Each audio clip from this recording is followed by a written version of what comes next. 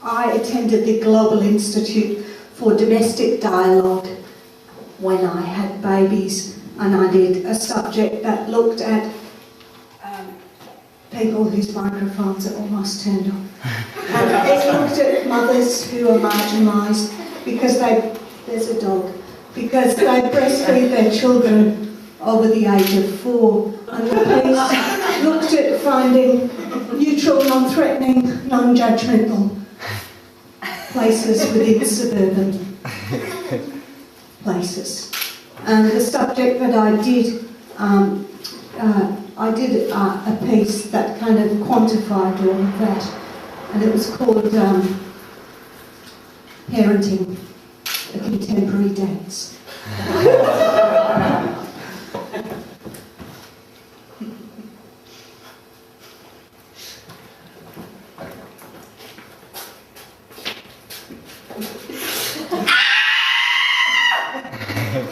And I got a 70% pass.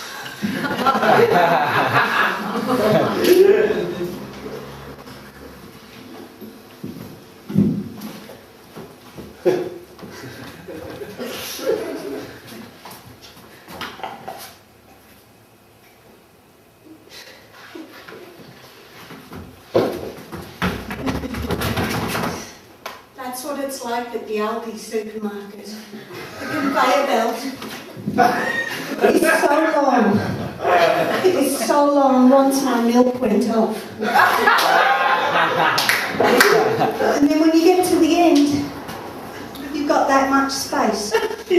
And all your shopping is coming towards you. I go to Safeway a lot because I hope that the signs will make me feel special. Sometimes as I wander in and out the aisles, I wonder, will I take the tuna mornay enrobed in salmon with a trio and a medley of spring vegetables? Will I take that and serve it to the family for dinner, or give it to the cat? Whiskers is a confusing thing to buy, isn't it? My children are confusing. Jessica's scary. She says, do you want to play princesses with me? It's only 9 o'clock. She's in the nativity this week, God love her. My mum got married recently and I said, 3rd time lucky. She's getting married to a pig farmer, which is awkward. We're Jewish. But Jessica is in the nativity, because I ticked the box that said RE. And she says, there's a lot of Jesuses, isn't there, Mum? There's baby Jesus, there's Jesus on the cross. There's fucking Jesus Christ.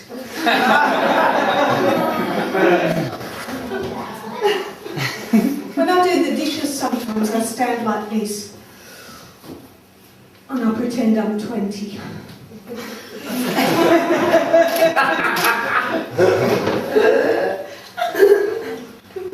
I work at local government and it's very slow there.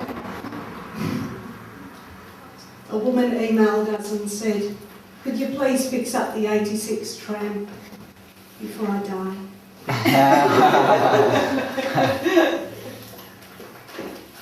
There's not a lot of things you can do that aren't really suburban. It terrifies me that I'm actually turning into, this is just going to end up a workshop actually.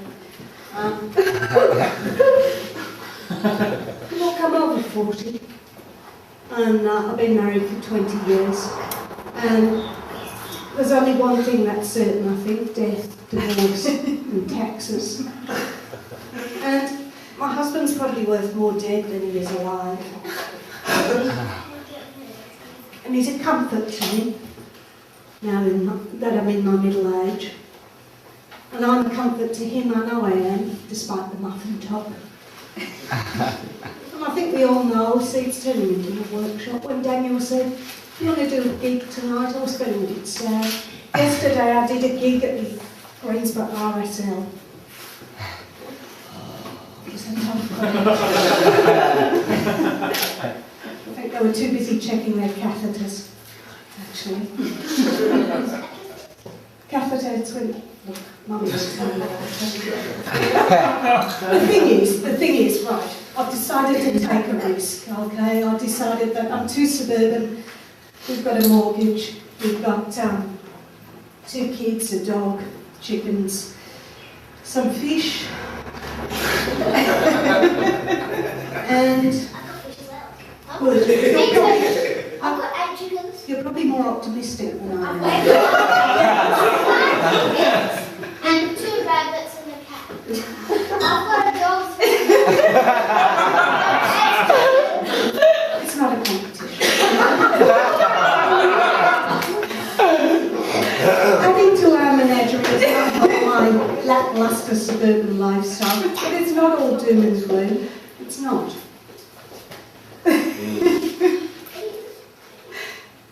You're right. No, look, we're just going to go a little bit upbeat here. We're going to run like this, because it's Acts of Absurdity. Basically, you can do anything. I'll say Daniel get heaps of stuff. He just runs around. He makes it look a lot more normal wisdom than I do. You can probably tell by my accent I'm not from here.